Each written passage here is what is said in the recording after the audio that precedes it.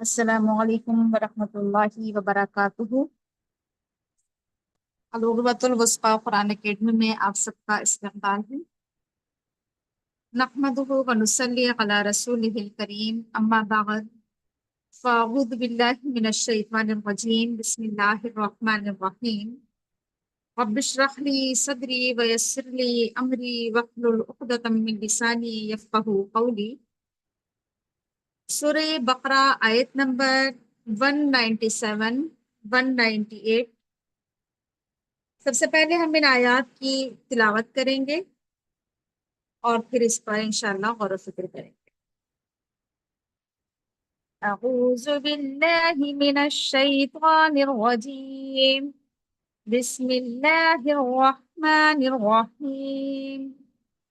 الحج اشہر معلومات، فمن فرض فیہن الحج فلا رفث ولا فسوق ولا جدال فی الحج، وما تفعلوا من خير يعلمه الله، وتزودوا فإن خير الزاد التقوى، واتقون يا أولي الألباب، ليس عليكم جناح أن تبتغوا فضلا من ربكم، فإذا فزتم من عرفات فاذكروا الله عند المشعر الحرام، واذكروه كما هداكم وإن كنتم من قبله لمن الضالين۔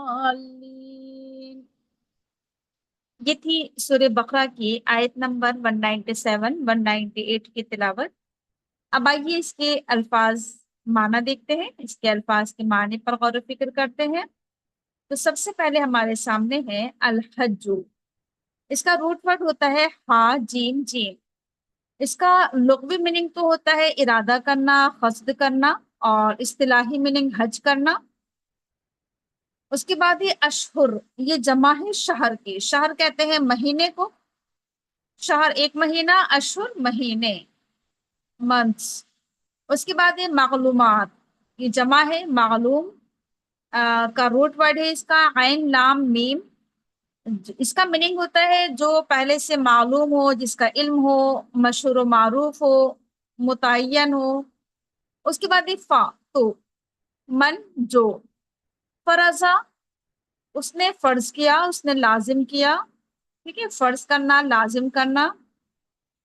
اس کے بعد فی ہننا، فی مانے میں، ہننا کی میننگ ہوتا ہے وہ سب۔ اس کے بعد ہے یا ان، الحج حج، فا تو، لا نہیں، رفثا، رفثا کے میننگ ہوتے ہیں تعلق زن و شو، یعنی شوہر اور عورت کا، شوہر اور بیوی کا تعلق، اور پھر اس میں شہوانی باتیں بھی آ جاتی ہیں، اور پھر اس میں بہت ساری بے حیائی کی باتیں بھی اس میں آ سکتی ہیں۔ اس کے بعد ہی وا اور لا نہیں، فسوق یہ جمع ہے فسق کی، فسق کا میننگ ہوتا ہے گناہ اور نافرمانی۔ وا اور لا نہیں، جدال جھگڑا، لڑائی، بحث، جیم دال لام اس کا روٹ ورڈ ہے، اور فسوق کا روٹ ورڈ ہے فاسین خا۔ اس کے بعد ہے فی میں، الحج حج، با اور ما جو، تفعلو تم کرو گے، فا عین لام، فعلا کی میننگ ہوتے کرنا، تفعلو جمع مذکر حاضر تم سب کرو گے، من سے، خیر نیکی بھلائی، یعلم عین لام میم اس کا روٹ ورڈ ہے، علما یعلمو کے میننگ ہوتا ہے جاننا، ہو اسے، اللہ اللہ، وا اور تزودو اس کا میننگ ہوتا ہے زیادہ راہ لینا، سامان سفر لینا، ٹھیک ہے، تزودو تم سب سامان سفر لے لو، جمع مذکر حاضر، ٹھیک۔ اس کے بعد ہے فا تو، انا بے شک، خیرہ بہتر، بیسٹ، ٹھیک ہے، بہترین، ازاد اس کا میننگ یہ اسی کا مصدر ہے، یہ تزودو کا، زاد زادے رہا، سامان سفر، ٹھیک ہے، سفر کا سامان۔ التقوا، تقوا کا روٹ ورڈ ہوتا ہے واو قاف یا، وقیہ، اس کا میننگ ہوتا ہے بچنا. تقوا پرہیزگاری، خوف خدا اللہ کا ڈر، تقوا. اس کے بعد ہے وا اور اتقونی، تم سب ڈرو مجھ سے. اس کا بھی روٹ ورڈ وہی ہے جو تقوا کا ہے، واو قافیہ، اس میں یہ فعل امر ہے. ٹھیک ہے، واتقو تم سب ڈرو، نی مجھ سے.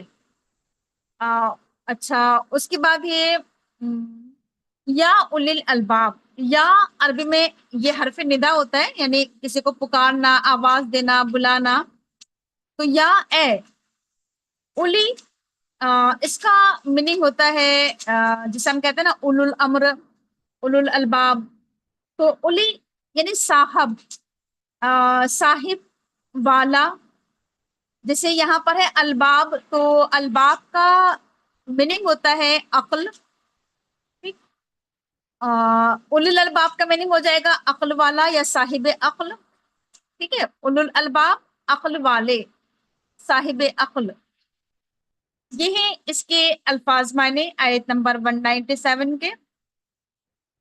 اچھا اس کا ترجمہ دیکھ لیجئے. ترجمہ ہے اس کا الحج اشہر معلومات، حج کے مہینے سب کو معلوم ہیں.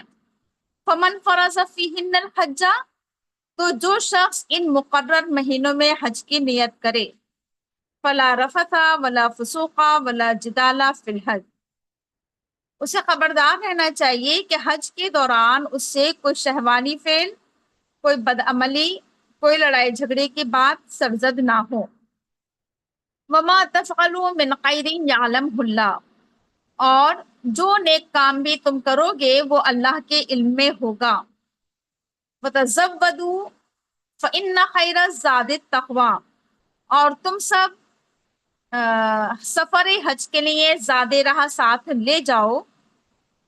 فإن خیر الزاد التقوی، تو بے شک سب سے بہترین زاد راہ، سامان سفر، پرہیزگاری ہے.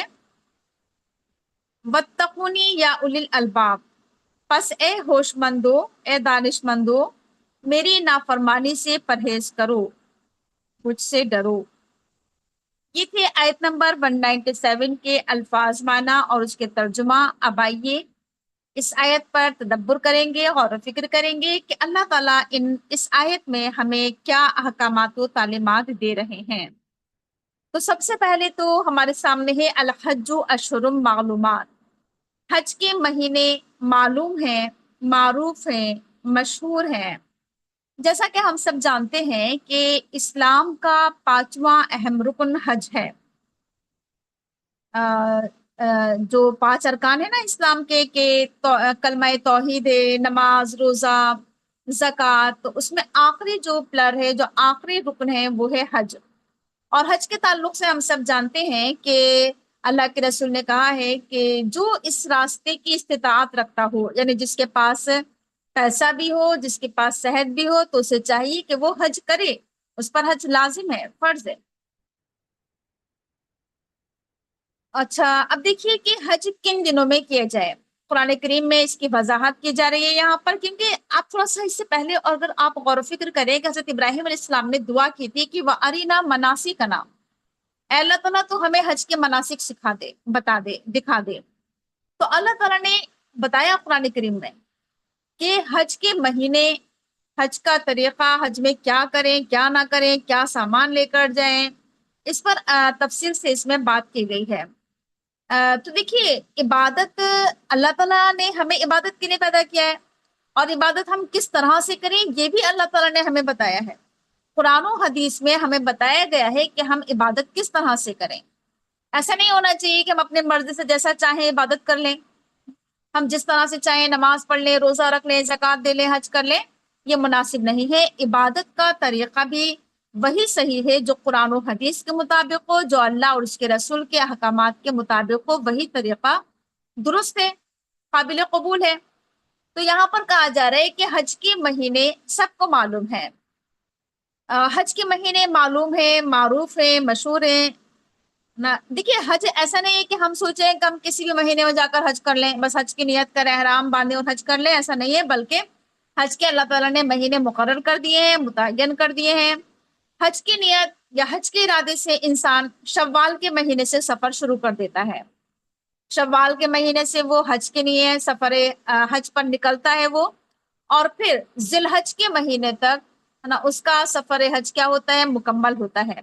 اب اس میں ایسا ہوتا ہے کہ کچھ لوگ تو زیادہ دن کے لیے سفر کرتے ہیں، کچھ کم دن کے لیے سفر کرتے ہیں، وہ انسان کی اپنی مرضی ہے، لیکن شوال کے مہینے سے حج کے جو سفر ہے وہ شروع ہو جاتے ہیں.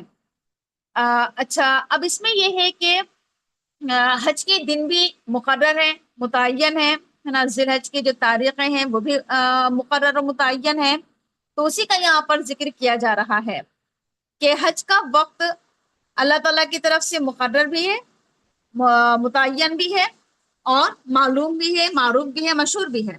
اچھا، معلوم کے اندر ایک میننگ یہ بھی ہے، عین لام میم اس کا روٹ ورڈ ہے، کہ اس کے بارے میں انسان کو معلومات ہونا چاہیے، ہے نا. حج کے تعلق سے نالج ہونا چاہیے، معلومات ہونا چاہیے، معلوم ہونا چاہیے انسان کو حج کے تعلق سے احکامات، اس کے آداب، اس کی شرائط، اس کے ارکان اور اس کا وقت. تو اس کے بعد آپ دیکھیے کہ کہا جا رہا ہے کہ فمن فرض فیہن الحج فلا رفث ولا فسوق ولا جدال فی الحج. اب یہ ہے کہ جب انسان نے حج کا ارادہ کر لیا، حج کی نیت کر لی، حج کے لیے احرام باندھ لیا، اب اسے کیا کرنا ہے اور کیا نہ کرنا ہے. تو یہاں بتایا جا رہا ہے کہ جب آپ حج کی نیت کر لیں ان مقرر مہینوں میں، اور آپ جب حج کا احرام باندھ لیں، اور تو پھر اب آپ کو نہ ہی رفث، نہ فسوق، نہ جدال، ان تین چیزوں سے پرہیز کرنا ہے. اب یہ کیا ہے، یہ اس پر تھوڑا سا ہم غور و فکر کریں گے. رفث، فسوق اور جدال کیا ہے، یہ کیا نہیں کرنا ہے. دیکھیے، حج میں ایک تو یہ کہ شوہر اور بیوی کا جو خاص تعلق ہے، احرام باندھنے کے بعد شوہر اور بیوی کا وہ تعلق قائم نہیں ہوگا، قائم نہیں کیا جائے گا وہ رشتہ، وہ تعلق. اور نہ ہی کوئی اس طرح کی کوئی بات، شہوانی باتیں کرنا، ہے نا. جو ایک شوہر اور بیوی کا جو تعلق ہوتا ہے، تو ان باتوں سے بھی پرہیز کرنا ہے، نہ کہ جو انسان کو اس تعلق پر ابھارے. اچھا، اس کے علاوہ بھی اگر آپ دیکھیں کہ حج کے دنوں میں ویسے بھی انسان کو اس طرح کی چیزوں سے، بے حیائی کے کاموں سے، بے شرمی کی باتوں سے پرہیز کرنا چاہیے. کسی سے اس طرح کی بات کرنا، اس طرح کی کوئی بے حیائی کی ویڈیوز، فلمز یا ریلز، شارٹس، ہے نا، ان تمام چیزوں سے انسان کو پرہیز کرنا چاہیے. شہوانی باتوں سے بھی انسان کو کیا کرنا ہے، بچنا ہے حج کے دنوں میں. ٹھیک. اس کے بعد دوسری چیز ہے کہ ولا فسوقہ. حج کے جب نیت کر لی جائے گی، حرام باندھ دیا جائے گا، تو پھر کوئی بھی فسق و فجور کا کوئی کام، گناہ کا کوئی کام، نافرمانی کا کوئی کام نہیں کرنا ہے. یعنی جس میں اللہ اس کے رسول کی نافرمانی ہو، اس کام سے پرہیز کرنا ہے. اور جو گناہ کے جتنے بھی کام ہو سکتے ہیں، خواہ وہ چھوٹے ہوں یا بڑے ہوں، ہر طرح کے گناہوں سے پرہیز کرنا ہے حج کے دنوں میں.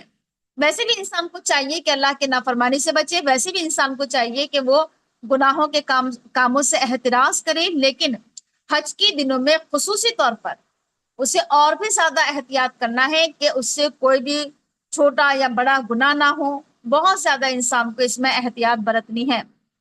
جھوٹ ہے، غیبت ہے، چغلی ہے، اور کسی کو دھوکہ دینا ہے، اور ہزاروں طرح کے اس طرح کے چھوٹے بڑے بہت سارے گناہ ہیں کہ جس سے انسان کو اس میں بچنا ہے. خواہ وہ بڑے گناہ ہو، نہ خواہ وہ چوری ہو، یا اور بھی جتنے برے کام ہو سکتے ہیں، بدی کے کام ہو سکتے ہیں، ان سے بچنا ہے. اس کے بعد یہ ولا جدالہ فی الحج، کہ حج کا احرام باندھنے کے بعد، حج کی نیت کرنے کے بعد پھر انسان کو لڑائی جھگڑا، بحث و مباحثے، غصہ کرنا، جتنے بھی جدال کے کام ہو سکتے ہیں، ان تمام کاموں سے پرہیز کرنا ہے. جنگ و جدال نہیں کر سکتے، قتل و غارت گری نہیں کر سکتے، لوٹ مار نہیں کر سکتے، خون خرابہ نہیں کر سکتے. اور چھوٹے بڑے جھگڑے بھی، چاہے خواہ وہ کوئی بڑا جھگڑا ہو یا کوئی چھوٹا موٹا جھگڑا ہو، یا بحث و مباحثے ہو، غصہ ہو، اشتعال ہو، ان تمام چیزوں سے بھی انسان کو حج کے دنوں میں، حج کے نیت کرنے کے بعد، احرام باندھنے کے بعد، ان تمام چیزوں سے انسان کو پرہیز کرنا ہوگا. ٹھیک ہے. تو دیکھیے، حج چونکہ ایک عبادت ہے، عبادت مقرر عبادت ہے اللہ تعالیٰ کی طرف سے یہ، تو عبادت کیا ہونا چاہیے، عبادت ہی کے طریقے سے ہونا چاہیے. عبادتوں میں جتنا بھی ہو سکے اللہ کی بندگی، اور اللہ کا ذکر، اللہ کی کبریائی بیان کی جائے۔ حدیث کا ایک ٹکڑا میں آپ کے سامنے رکھتی ہوں جس میں کہا گیا ہے کہ سب سے اچھا حج وہ ہے کہ جس میں سب سے زیادہ اللہ کا ذکر کیا جائے۔ تو اس میں کیا کرنا ہے؟ اللہ کا ذکر کثرت کے ساتھ کرنا ہے، اور گناہوں سے بھی اتنا ہی بچنا ہے۔ دیکھیے جو عبادت جتنی بڑی ہوتی ہے نا، اس میں اتنی ہی ہمیں کیا کرنا ہوتی ہے؟ احتیاط کرنا ہوتی ہے گناہوں سے، اتنا ہی بچنا ہوتا ہے۔ جیسے روزہ ہے، روزہ ایک بہت بڑی عبادت ہے، ایک عظیم عبادت ہے، جس میں نیکیوں کا اجر و ثواب اگر بڑھا دیا جاتا ہے تو پھر گناہوں سے بھی بہت زیادہ اس میں احتراز کرنا چاہیے، اجتناب کرنا چاہیے۔ ٹھیک ہے، تو وہی کیا ہے؟ حج کا معاملہ ہے۔ تو حج میں بھی ہمیں کیا کرنا ہے؟ ان تمام گناہوں سے، ان تمام غلط کاموں سے بچنا ہے۔ اور تبھی تو کہا گیا ہے کہ جب کوئی اس طرح سے حج کرے کہ اس میں وہ کوئی بے حیائی کا کام نہ کرے، فسق و فجور کا کام نہ کرے، لڑائی جھگڑا نہ کرے، اللہ تعالیٰ کے حکم کے مطابق حج کے مناسک، حج کے ارکان ادا کرے قرآن و حدیث کے مطابق، تو وہی تو حج کیا ہے؟ مقبول ہے، مبرور ہے۔ تبھی تو وہ خوشخبری سنائی گئی ہے کہ وہ اس طرح سے ہو جاتا ہے گناہوں سے پاک صاحب جیسے آج ہی اپنی ماں کے پیٹ سے پیدا ہوا ہے۔ تو ہمیں حج کی تمام آداب کو ملحوظ رکھنا ہوگا، حج کے ارکان کا پورا خیال رکھنا ہوگا، اور حج کے لیے جتنی بھی شرائط ہیں، اور وہ فرائض ہو، واجبات ہو، مستحبات ہو، ان تمام چیزوں کا اہتمام کرنا ہے، اور منکرات ہو اس سے بچنا ہے، مکروہات سے بچنا ہے حج کے دنوں میں۔ ٹھیک، اس کے بعد وما تفعلوا من خیر یعلمہ اللہ، اور تم جو بھی خیر کے کام کرو گے، نیکی کے کام کرو گے، اللہ اسے جان لے گا۔ دیکھیے حج جو ہے نا، اصل میں ایک ایسی عبادت ہے کہ ظاہری طور پر تو نظر نہیں آتا ہے کہ اس میں کوئی ظاہری طور پر کوئی ایسا کام کیا جائے حج میں، ہے نا؟ بلکہ اس میں کیا ہوتا ہے حج میں کہ انسان زیادہ سے زیادہ خیر کے کام کرے، نیکی کے کام کرے، بھلائی کے کام کرے۔ نماز تو فرض ہے ہی، نماز تو پڑھنا ہی ہے 5 وقتہ، اس کے ساتھ ساتھ 5 وقتہ نمازوں کی پابندی کے ساتھ ساتھ نوافل کا اہتمام کیا جائے، قرآن کریم پڑھا جائے، تسبیحات پڑھی جائیں، ذکر و اذکار کیے جائیں، دعائیں کی جائیں، اور پھر اس کے ساتھ دوسروں کی مدد کرنا، دوسروں کے کام آنا، یہ بھی خیر کے کام ہے۔ کسی کی مدد کر دینا، کسی کو راستہ بتا دینا، کسی کے کام میں اس کا ہاتھ بٹا دینا۔ تو دیکھیے حج کے دنوں میں کیا کرنا ہے؟ خیر کے کام بہت زیادہ کرنا ہے۔ یہ نہیں کہ ہم تو حج کے لیے آئے ہیں تو ہم کیوں کسی کی مدد کریں، ہم کیوں کسی کو راستہ بتائیں، ہم کیوں کسی کا کوئی کام کر دیں، ہمیں تو عبادت کرنا ہی نہیں۔ یہاں پر کہا جا رہا ہے کہ وما تفعلوا من خیر یعلمہ اللہ، جو بھی تم خیر کے کام کرو گے۔ خیر کے کام میں اگر آپ دیکھیں کہ خیر کے کام میں قرآن کی بات بھی ہو سکتی ہے نا، خیر قرآن بھی ہے کہ آپ قرآن کی بات لوگوں تک پہنچا دیں، دین کی بات لوگوں تک پہنچا دیں، اللہ کے رسول کی بات لوگوں تک پہنچا دیں۔ یدعون الی الخیر قرآن کریم میں کہا گیا نا کہ خیر کی طرف دعوت دینا، اچھے کاموں کو کی طرف لوگوں کے رغبت دلانا، کسی کو حج کے مناسک سکھا دینا، بتا دینا، حج کے ارکان کے بارے میں کھل کر بات کر لینا، لوگوں کو بتا دینا۔ بہت ساری چیزیں ایسی ہوتی ہیں نہیں معلوم ہوتی ہیں لوگوں کو، تو وہ بتا دینا، یہ تمام چیزیں خیر کے کاموں میں شامل ہیں۔ تو یہاں پر کہا جا رہا ہے کہ تم ان حج کی دنوں میں جتنے بھی تم خیر کے کام کرو گے، یہاں پر کوئی تخصیص نہیں کی گئی ہے کہ آپ کو یہ اور یہ کام کرنا ہے خیر کے، جو بھی خیر کا کام ہو، من خیرن، خواہ وہ چھوٹے سے چھوٹا کوئی نیکی کا کام ہو یا کوئی بڑے سے بڑا کوئی خیر کا کام ہو، کر ڈالو اسے۔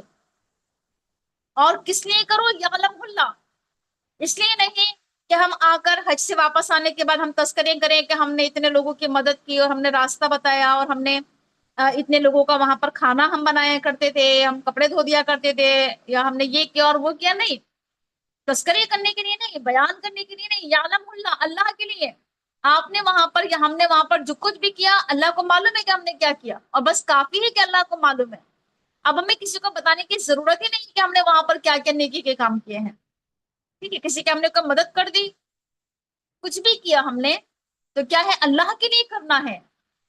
تو اس بات کا بہت زیادہ ہمیں خیال رکھنا ہے کہ ہم جو بھی نیکی کے کام کریں، اللہ کے لیے کریں، اللہ کے رضا کے لیے کریں، اللہ کے خوشنودی کے لیے کریں، اور اللہ کے علم میں آ جاتا ہے، اللہ کو معلوم ہو جاتا ہے ہم جو بھی کام کرتے ہیں، اور اتنا کافی ہے کہ اللہ نے جان لیا۔ اب اس کے نہ تو بیان کرنے کی ضرورت ہے، نہ تذکرے کرنے کی ضرورت ہے کہ ہم آ کر اپنی نیکیوں کے چرچے کریں کہ ہم یہ اور یہ کر کے آئے ہیں۔ اس سے پرہیز کرنا چاہیے۔ اس میں یہ چیز بھی شامل ہے کہ حج کا زیادہ شور ہنگامہ کرنا، نمود و نمائش کرنا، اس کے تذکرے یا بیان کرنا بہت زیادہ کہ ہم نے وہاں پر اتنے قرآن پڑھے، اتنے طواف کیے، اتنے عمرے کیے، یہ کیا اور وہ کیا، बयान करने की जरूरत नहीं है। हज का पूरा सफर सिर्फ और सिर्फ अल्लाह के रजा, उसके खुशनुदी के लिए अंजाम दिया जाए, ठीक है, अपने दिखावे के लिए ना हो, क्योंकि हमें मालूम है ना कि जिसने दिखावे के लिए हज किया उसने शिर्क किया। लोगों को खुश करने के लिए, लोगों में शोहरत बटोरने के लिए, लोगों में चर्चा और नामवरी के लिए हज ना हो, सिर्फ और सिर्फ अल्लाह की रजा और उसकी खुशनुदी के लिए हज किया जाए। और अल्लाह को मालूम हो गया क्या हमने हज किया है और क्या क्या किया है, और इतना ही काफी है, इसी पर इक्तिफा करना है, ठीक। उसके बाद ये वतज़व्वदू फ़इन्ना खैरज़्ज़ादी तक़वा, और तुम ज़ादी राह ले लिया करो, सामान्य सफर ले लिया करो, बेहतरीन ज़ादी राह तक़वा है। देखिए, अहले यमन का एक गिरोह ऐसा था जो ये समझता था कि हम हज के लिए जा रहे हैं तो हम कुछ सामान्य सफर लेकर नहीं जाएंगे, हम तो अल्लाह के मेहमान हैं, अल्लाह हमें खिलाएगा पिलाएगा। कुरान ने इस चीज से मना किया है ना। कुरान कहता है कि वतज़व्वदू, कि ज़ादी राह लेकर जाओ, सामान्य सफर लेकर जाओ, अपने साथ अपने कपड़े, पैसे, खाने पीने का सामान, जितना भी सामान्य सफर होता है, इंसान अक्सर जो सफर करता है और जिन चीजों की जरूरत पड़ती है वो तमाम चीजें सफर के लिए वो लेकर निकले, ठीक है। ये कोई पसंदीदा अमल नहीं है, कोई नेकी का काम नहीं है कि हम तो अल्लाह के रास्ते में निकले हैं, अब लोग हमें खिलाएं पिलाएं। हम तो इबादत करके किसी पर एहसान थोड़ी कर रहे हैं, ना हम अल्लाह पर एहसान कर रहे हैं, ना हम किसी और पर एहसान कर रहे हैं। इबादत हम अल्लाह की रजा उसकी खुशनुदी की नहीं कर रहे हैं ना। तो क्या हो कि अल्लाह ताला का हुक्म है कि सामान्य सफर लेकर निकलो, तो सामान्य सफर लेकर निकलना है, और हर तरह का सामान्य सफर, जाहिरी सामान्य सफर भी लेकर निकलना है और रूहानी सामान्य सफर भी लेकर निकलना है। यानी जिन चीजों की हमें जरूरत पड़ती है, जाहिरी और मादी जो चीजें हैं, उन तमाम चीजों को भी हमें लेकर निकलना है सफर में। और जो हमारी रूहानी जरूरियात हैं, रूहानी जो ज़ादी राह है, वो भी लेकर निकले हम, क्योंकि यहाँ पर कहा जा रहा है कि फ़इन्ना खैरज़ ज़ादी तक़वा, बेहतरीन ज़ादी राह तक़वा है। सबसे अच्छा सामान्य सफर ये है कि इंसान तक़वा से भरपूर, तक़वा से मामूर और पुर होकर जाए, उसके दिल में ईमान हो, उसके दिल में तक़वा हो, खौफ खुदा के साथ, अल्लाह के डर के साथ सफर का आगाज करे, वो अल्लाह से डरते हुए, गुनाहों से बचते हुए, अल्लाह की नाफरमानी से बचते हुए। ये तमाम चीजें, ये तमाम रूहानी जरूरियात है हमारी। तो रूहानी जरूरियात का भी हमें एहतमाम करना है और मादी जरूरियात का भी एहतमाम करना है, हर तरह के ज़्यादा राह लेकर निकलना है, ईमान के साथ और तकवा के साथ हमें इस सफर का आगाज करना है। और इस सफर को हमें, इस पूरे सफर में हमें तकवा का को मलहूस रखना है।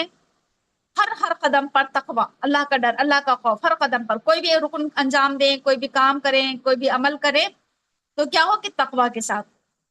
अल्लाह ताला कह रहा है कि वत्तकूनी या उलिल अलबाब, कि मुझसे डरो है अक्ल वालों। अक्लमंदी का तकाजा ये है कि दिल में सिर्फ और सिर्फ अल्लाह का डर और उसका खौफ होना चाहिए। दुनिया के लोग क्या कहेंगे, ये हमारे दिल में डर नहीं होना चाहिए। अल्लाह का डर, अल्लाह का खौफ, अल्लाह के नाफरमानी से बचना, ये अक्लमंदी का तकाजा है, ये अक्लमंदी की अलामत है। ये अक्लमंद कहा जा रहा है उस इंसान को, दानिशमंद कहा जा रहा है उस इंसान को जिसके दिल में अल्लाह का तकवा हो। इसलिए ज्यादा से ज्यादा हमारे दिलों में क्या होना चाहिए, अल्लाह का तकवा होना चाहिए, तभी हम अक्लमंद कहलाएंगे। अक्लमंद वो नहीं जिसे हम समझते हैं कि ये बड़ा अक्लमंद है, पढ़ाई में बहुत आगे है, कारोबार में बहुत आगे है, तो ये अक्लमंद है। अल्लाह ताला ने अक्लमंद उसे कहा है कि तुम मुझसे डरो तो तुम अक्लमंद हो। जिसने जिसने अल्लाह से डरकर जिंदगी गुजार ली, उसने अक्लमंदी का सबूत दिया, वो अक्लमंद इंसान है, वो दानिशमंद इंसान है जो अल्लाह से डरकर जिंदगी गुजारता है।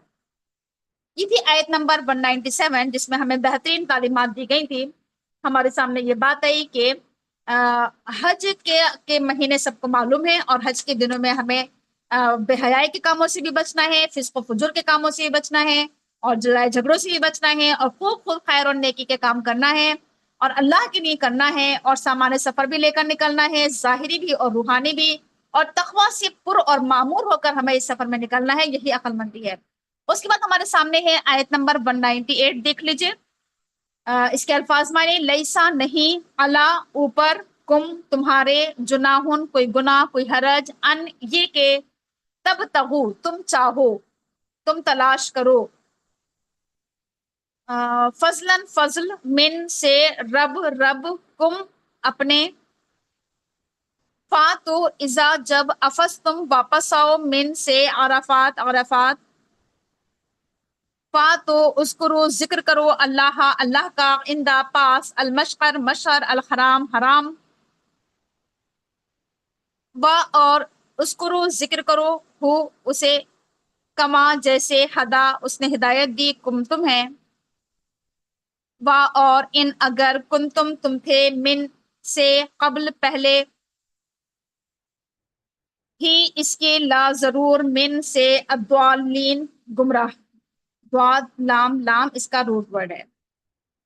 ترجمہ ہے، اور اگر حج کے ساتھ ساتھ اپنے رب کا فضل بھی تلاش کرتے جاؤ تو اس میں کوئی مضائقہ نہیں ہے۔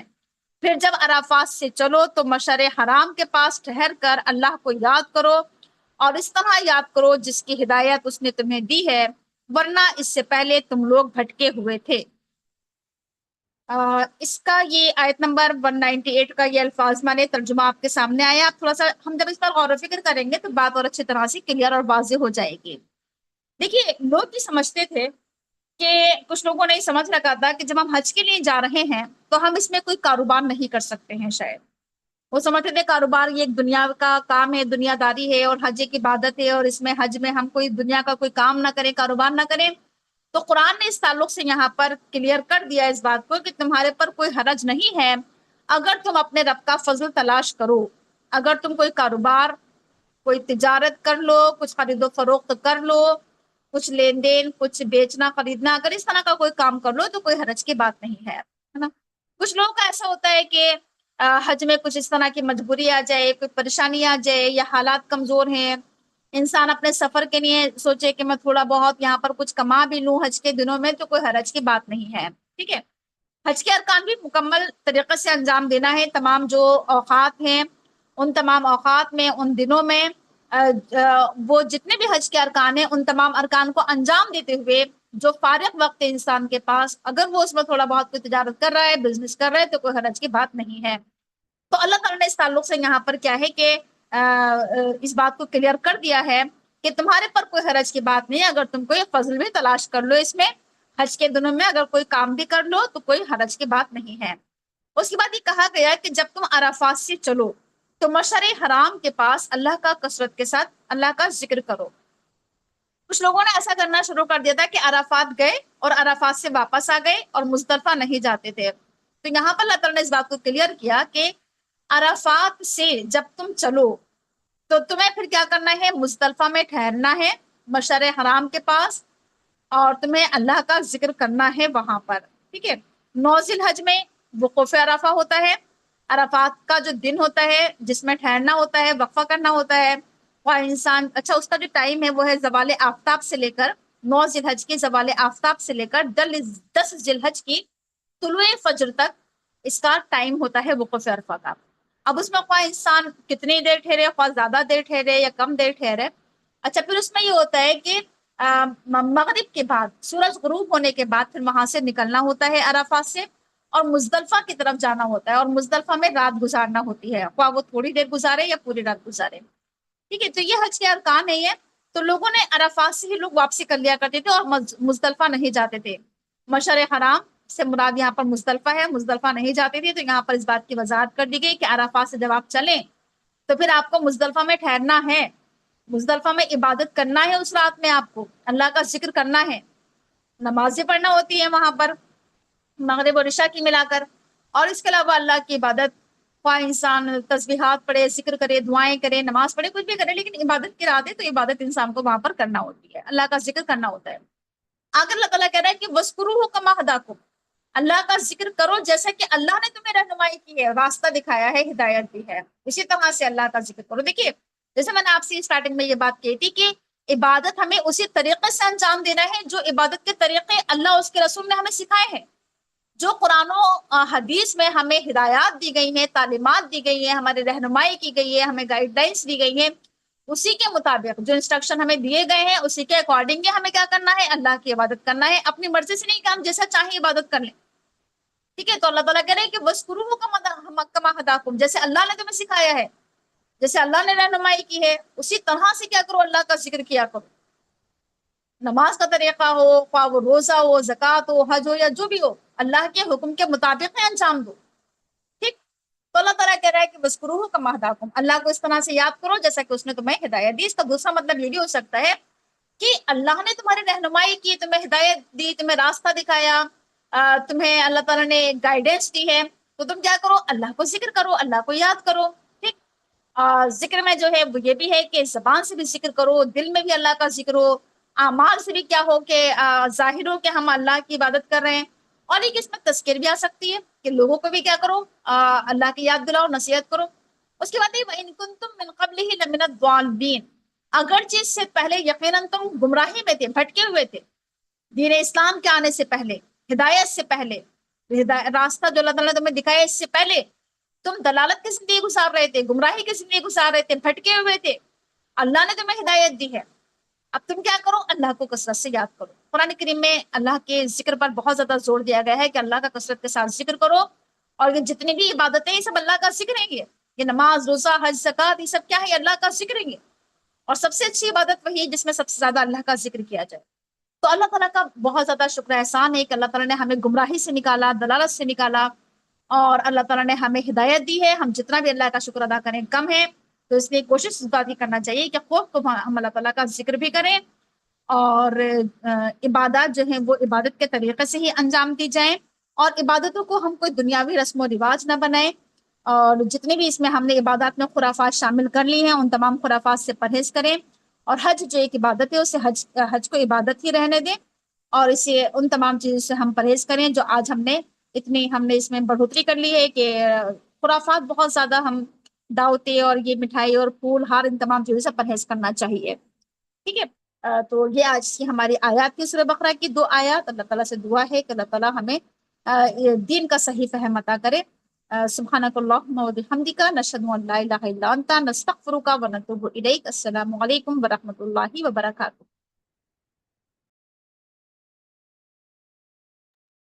آج کے سبق کے تعلق سے آپ لوگ کے اگر کچھ سوالات ہوں تو سوالات آپ کر سکتی ہیں، چیٹ باکس میں آپ اپنے سوال ڈال سکتی ہیں۔ اگر کوئی بات سمجھ میں نہیں آئی ہو تو معلوم کر سکتی ہیں۔